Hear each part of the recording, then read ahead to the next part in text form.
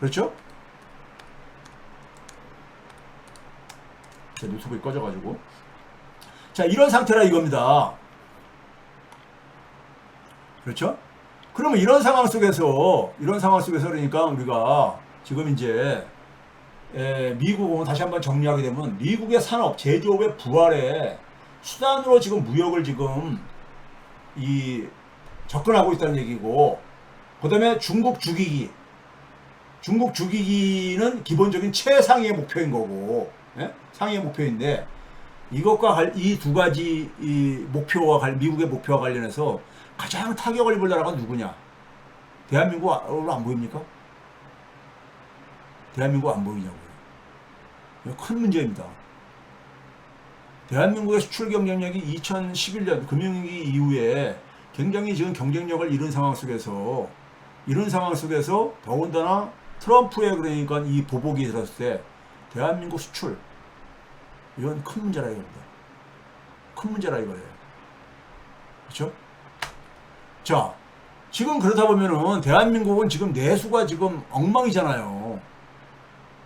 네? 내수와 수출의 이중위기 시대가 도래한다는 얘기인 겁니다. 내년부터 트럼프 정부가 출범한다면요. 네? 대한민국 경제의 가장 핵심적인 문제를 나타내는 지표가 뭐냐? 소득격차. 임금노동자하고 소득하고 자영업자의 소득격차 차이. 저희 여러 번 보여드렸죠. 90대 초까지만 하더라도 거의 차이가 없어졌어요. 쭉 줄어들어가지고 문재인 정부 끝날 무렵에 37%까지 떨어졌습니다. 네? 자영업의 인구가 OECD 통계 기준으로 할 때 한 670만 명 정도 가깝습니다. 네? 소위 말해서 무급 종사자까지 다 포함시키니까 OECD 기준에서는요. 네? 거기다가 최저임금 미만을 받는 노동자들이 한 300만 명 정도 이상 된다고 우리가 추정을 하고 있죠. 한 1000만 명 정도 되는 사람들이, 네? 우리가 최저임금 결정할 때마다 자영업자의 소득의 이러한 그 격차가 그 발목을 잡고 있는 거잖아요. 네? 근데 임금 노동자의 소득을 그동안에 주도한 거가 뭡니까? 대기업 임금 노동자입니다. 대기업 임금 노동자. 소위 재벌 기업의 임금 노동자들이죠. 이들이 그러니까 되게 높은 임금을 받을 수 있었던 건 뭡니까? 수출이에요. 우리나라 재벌 기업의 중심의 수출 구조이기 때문에.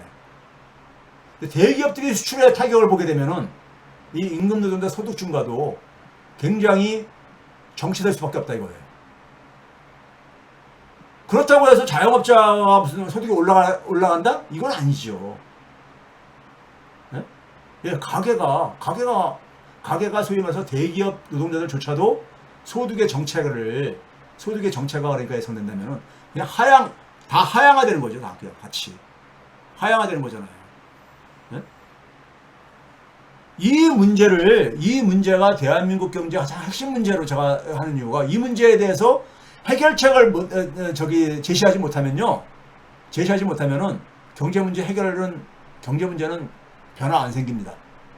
이 문제 해결에 있어서 제가 그래서 항상 핵심을 뭐라냐? 기재부 개혁이라고 보는 거예요. 근데 제가 국회에 가서 기재부 개혁 발제를 하는데 전문가라는 사람들조차도 기재부에 대해서 제대로 이해를 못하고 있더라고요. 자, 제가 다시 한번 말씀드릴게요. 우리가 오늘날 경제는 화폐 경제라고 하죠. 화폐 경제. 종이 돈으로 쓰는 우리가 모든 경제 거래를 매개하기 때문에 경제는 우리가 기본적으로 함께 생산을 한 다음에 그걸 그러니까 우리가 기본적으로 다 배분받기 위한 거예요. 배분받기 위해서 함께 생산하는 거잖아요. 네? 그게 유리하다고 생각해서. 그래서 돈의 배분 문제라고 제가 이렇게 얘기를 하는 겁니다. 그럼 함께 생산한 것을 그러니까 우리가 화폐적인 표현을 하는 게 사회적 생산액, 이게 소위 말하는 GDP죠. 이거는 기본적으로 개인 몫하고 사회 몫으로 나눠지죠. 개인 몫하고 사회 몫으로요. 네? 개인 몫, 우리가 돈은 기본적으로 두 가지 형태를 띠죠. 하나는 뭡니까? 소득으로 형태를 띠기도 하고, 금융으로 형태로도 화폐는 형태를 띠죠. 이 개인 몫은, 이게 결정되는 것이 시장에서 결정되는 거죠. 이 부분이 시장소득과 시장금융을 이거 시장화폐라고 표현할 수 있는 거예요. 우리가 월급이라든가 아니면 은행에서 그러니까 우리가 대출받는다든가 은행에 예금을 한다든가 이런 것들이 시장금융인 거죠. 시장소득은 우리가 월급 같은 것들이고요. 네? 이 시장 사회복지는 뭐예요? 우리가 월급 받기 전에 그러니까 세금을 다 떼어내잖아요. 세금을 떼어내잖아. 그 떼어낸 것 중에서 우리가 정부한테 지원받는 게 뭐가 있습니까? 기초연금이라든가 아니면 8세 미만 그러니까 아동들에 대한 아동수당 뭐 이런 것들 있잖아요. 그게 바로 뭐예요? 사회소득이죠. 우리는 그게 그냥 취약하다 그랬죠. 사회소득인 겁니다. 그리고 사회금융에 대해서 굉장히 그러니까는 처음 듣는 분들이 많다 그러는데 사회금융 별거 아니에요. 우리가 정책금융이라는 게 있잖아요. 정책금융. 시장에 의해 가지고 돈이 제대로 그러니까 안 가는 곳에 대해서 정책적으로 시장이 실패하는 것이죠. 그러니까요. 시장이 제대로 역할을 못하는 돈의 배분을 제대로 중개를 못하는 곳에 대해서 근데 돈이 가야 되는 곳에 대해서 정책적으로 정부가 개입을 하는 거죠. 그걸 정책금융으로 하잖아요. 그게 사회금융의 한 일부인 거예요. 일부요. 이것도 굉장히 불공정하고 굉장히 제한적으로 이루어지고 있죠. 그렇죠? 이게 형태인 거예요. 근데 우리나라는 뭐냐면 사회화폐가 굉장히 취약하다 그랬잖아요. 사회소득과 사회금융이 취약하다 그랬잖아. 그래서 격차 사회가 만들어진 거예요. 한국은행의 그러니까 금융중개 지원 대출제도 그거 사회금융인 거예요. 대표적인 사회금융이죠. 네? 시장에서 그러니까 제대로 그 박정희가 만든 거예요. 용어는 그 당시에는 다르게 불렀지만은 시장에서 보니까는 중소기업들한테는 돈이 안 가더라 이거예요. 대기업들한테만 가고 은행들이. 그래서 은행의 대출에 그러니까 30년 나중에 40%까지는 중소기업들한테 의무적으로 대출하라 이렇게 정한 거예요. 그럼 은행들 입장 속에서는 중소기업한테는 대출하게 되면 대기업보다 리스크가 크다 그러니까 그거를 한국은행이 이자를 지원해 준 거예요. 지원해 준 거야. 그게 소위 말해서 금융중개 지원 대출제도가 지금도 우리가 존재하고 있는 거예요. 근데 거기에 자영업자들은 없어. 자영업자가 우리나라에 그러니까 거의 700만 명 가까운 있는데. 네? 사회소득은 물론 없잖아. 일반 국민들이요. 그러니까는 최저임금 대상자들은 전부 다 뭡니까? 시장소득만 가지고 자기 생계를 해결해야 돼. 그러니까 최저임금 많이 인상해달라 그러지. 근데 자영업자들은 근데 자기도 죽겠어. 네? 언론들은 그거 가지고 그냥 막 1만원 시대 그러니까 자영업 다 폐업 뭐 이런 시대 얘기를 하고 앉아있잖아요. 자영업에 대한 금융지원이 있습니까? 최저임금에 대한 저임금 노동자들에 대한 사회소득 지원이 있습니까? 뭐가 있어요? 그렇죠? 이 사회 몫은 어디서 결정하는 거라 했었어요? 제가요? 정치 영역입니다. 개인 몫은 어디서 결정하는 거예요? 시장에서 결정되는 거죠. 시장은 1원 1표가 지배하는 곳이죠. 돈의 힘이 지배하는 곳이죠. 시장은요. 이건 시장은 굉장히 불공정한 곳이에요. 네? 사회 몫은 어디서 결정하는 거예요? 1인 1표 민주주의라는 정치의 영역에서 결정되는 거잖아요. 선출된 대의 권력이. 네? 이 영역을 하는 부분이 누구예요? 정부의 공무원들이 해야 되는 것이지. 그걸 집행하는 게 대표적으로 기재부 같은 데 가요. 근데 기재부가 뭘 하냐? 자본을 위해 가지고 자본과 유착돼 가지고 하고 앉아 있는 거고 검사가 자본과 유착돼 가지고 힘 있는 사람들과 유착돼 가지고 선출된 대의 권력들이 민주적으로 통제를 못 하고 있는 거죠. 그 결과가 지금 대한민국의 모습인 거잖아요. 네? 대한민국의 모습이라고요. 이 문제를 이해를 하게 되는 이유는요. 정부 조직법에 보게 되면 대개 우리나라에서 기재부 개혁을 할 때 보게 되면 예산 편성만 가지고 전문가들이 다 써들고 있어. 예산 편성은요. 기재부 권한의 아주 일부야. 27조 기재부 정부 조직법 한번 들여다보세요. 여러분들이요. 예산 편성과 집행은 기재부의 개혁 대상 중에 하나지만은 일부에 불과해. 기재부 권한을 가게 되면 많은 사람들이 무슨 얘기하는지 아세요? 민주정에서 기재부 권한이 너무 막강하다 이거야. 네? 엄청나다 이거야. 저도 그런 얘기했죠. 대통령 권한보다 더 강하다 그런 얘기하잖아요. 네? 제가 그래서 국회의원한테 그래. 15년 동안에 집권을 하면서 그 막강한 권한을 그거 가지고 많은 좌절과 실망들을 하면서 어떻게 15년 동안 방치할 수 있냐? 15년 동안 어떻게 방치할 수 있냐? 왜 그러냐? 여러분들 기재부에 대해서 제대로 이해를 못하고 있기 때문에. 검찰이나 기재부나 공무원들이잖아요. 이들의 권한은 어디서 나오는 겁니까요? 국민이 부여한 법적인 권한에서 나오는 거예요. 그 권한에서 자기들의 그러니까 일자리가 결정되어지고 그걸 가지고 자기들이 그러니까는 검찰은 법을 집행하는 거고 그 다음에 기재부는 뭡니까? 돈을 배분하는 거야. 돈을 배분하는 거예요. 돈. 그 다음에 법적인 권력. 이것만큼 저 강한 힘이 어딨어. 예? 근데 기재부의 권한에 여러분들 화폐, 외환, 금융, 돈과 관련된 부분이 있는데, 아우, 이걸 금융을 왜, 어떤 사람은, 어떤 전문가 모르겠어요? 아우, 기재부 개혁하는데 왜 금융 얘기를 하니? 나 진짜 어이가 없어가지고, 명색이 그러면서 기재부 개혁의 전문가라고 해서, 나와서 그런 얘기를 하고 있더라고요. 내가 참 어이가 없어가지고, 예? 아니, 돈을 배분하는 데 속에서, 여러분들, 돈의 배분의 속에서 이렇게 규정되고 있잖아요. 중장기 국가발전 전략 수립. 이게 말이 안 되는 것이죠. 이게 이명박 정부 들었을 때 이게 뚝 끼어 들어간 거거든요. 경제는, 기재부는 경제에 대해서 과거에 그러니까 우리가 기획예산처가 있을 때 경제발전 전략에 대해서 수립하던 시절이 있었어요. 경제재정정책의 수립, 이거 있잖아요. 근데 나머지 그럼 뭡니까? 일반, 한 나라는, 사회는 경제만 있는 게 아니잖아. 그런 걸 왜 자기들이 전략을 수립해? 이 문제는 이러한 권한으로 인해 가지고 뭘 하느냐? 자리가 결정되어져요. 자리. 국무총리를 좌지우지하는 게 특히 민주당 정권의 정치 국무총리, 경제를 잘 모르는 이게 국무조정실장입니다. 장관급. 예? 이 국무조정실장이 다 기재부 출신들이 해. 왜 그러냐? 중장기 국가발전 전략 수립이라든가 이 대한민국의 대부분의 사무를 자기들이 다 관장하고 있으니까. 이거 봐보세요, 여러분들. 기재부가 정책실장 왜 그렇습니까? 국가의 중장기 발전 전략 수립하고 경제는 당연히 경제수석은 당연하다고 생각하고 있고 국무총리실을 장악하고 국무총리 산하에 있는 금융위원회도 기재부가 장악하고 있고 국무조정실장이 가고 있으니 기재부들이 여기 또 가고 있고요. 왜 그러냐? 여러분들 한국은행 봐보세요.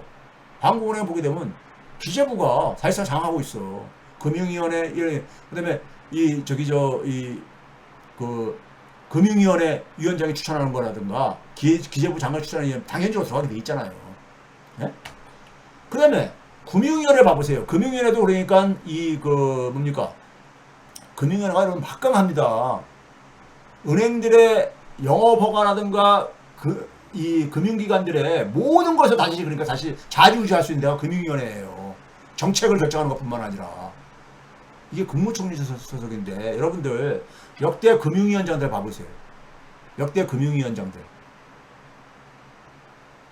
여기 열 몇 명이 쫙 있는데 정강우 씨만 빼고 다 기재부 출신이야. 다 기재부 출신이야. 왜? 기재부가 금융에 대한 권한을 갖고 있으니까. 네? 얼마 전까지 김주현이 하다가 김병환으로 다 기재부 출신들이야. 네? 기재부 출신들이라고요. 금융위원회가 우리나라 금융회사들 다 장악하고 있거든. 인가를 할 수도 있고, 네? 그 다음에 그러면 영업을 취소할 수도 있고, 그러니까 금융위원회가 뭐라 하면 은행들 꼼짝 못해. 네? 역대 감독원, 옛날에는 금융감독원이라고 불렀었어요. 네? 그다음 금융위원회로 바뀌었죠. 이게 다 똑같은 역할인데, 네? 조금 차이는 있지만은 역할이. 다 이게 기재부 출신들이 한다니까. 네?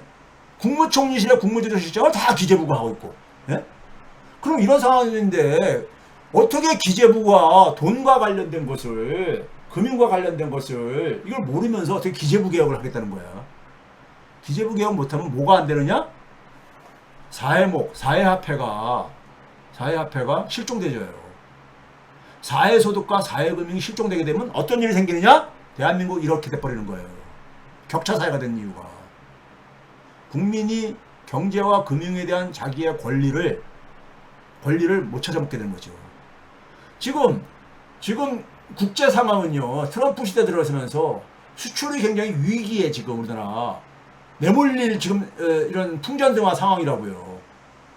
내수를 강화를 안 할 수가 없어.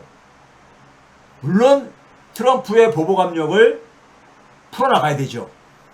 그건 제가 여기서 소개 안 하겠습니다. 제가 얘기해봤자 윤석 정부가 관심도 없을 거고 그거 미리 알려줄 필요도 없고요.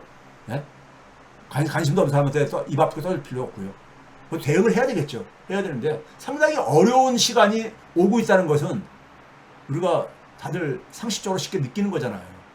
수출이 안 좋아져. 지금도 안 좋은데 더 안 좋아져.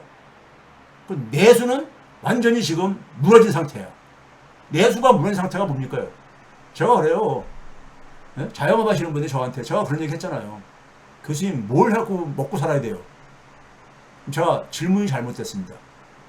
대한민국에선 뭘 해도 먹고 살기 대부분 힘듭니다. 왜?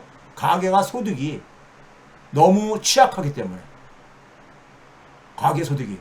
상위 10%가 상위 10%면은 고소득층이라고 일반적으로 우리가 이미지가 되어 있는데 700만 원 정도밖에 안 돼요. 2022년 국세청 자료로 세금 전에 세금 띄고 나면 600만 원 되라고. 이게 상위 10%야. 저 중위로 내려가게 되면 300만 원대 이렇게 내려가는데 그 사람들 뭘 저기서 쓸 여력이 있어요. 네? 그런 상황을 써서 어떻게 자영업이 그러니까 괜찮아지겠어. 자영업 배달료로 50% 지원해줘. 아니 배달이 되기 전에 매출이 일어나야 될 게 아니야. 매출이. 지금 자영업자들 가장 어려운 건 뭐예요? 매출이 지금 안 일어나는 거잖아요. 매출이. 네? 매출이 생겨야 되는 거 아닙니까? 네? 근데 매출 생기려면은 가계가 대한민국 국민들이 너무 그러니까 소득이 취약한 거야. 쓸 돈이 없는 거야. 그렇지 않아요? 여러분들? 대한민국의 돈들은 되게 어디로 가냐? 0.1%에서 다 초점 맞춰져 있다고 제가 얘기를 했잖아요. 조세 체계를 보나 뭘 보나 다 알아서 예? 그 돈들을 가지고 그 돈들을 가지고 예? 사람들이 살기 힘들다 보니까 부동산 투기를 하는 거예요. 일자리 불안하고 노후 불안하고 그러니까는 자산에 대해서 자산이라도 좀 확보해야 되겠다 해가지고 그러니까 부동산 모래성을 만든 거 아닙니까? 예? 그게 언제까지 이게 모래성이 이게 견디고 있겠냐고요. 그건 무너지고 시간 문제죠. 그렇죠? 그런 점에서 대한민국의 경제 구조를 경제 문제 해결하려면 이 문제 해결할 수 있으면 대한민국 경제 문제는 90%는 해결되집니다. 90% 이상 다 90%는 아니면 100% 거의 해결되죠. 99% 해결됩니다. 이 문제 해결할 수 있으면요. 네?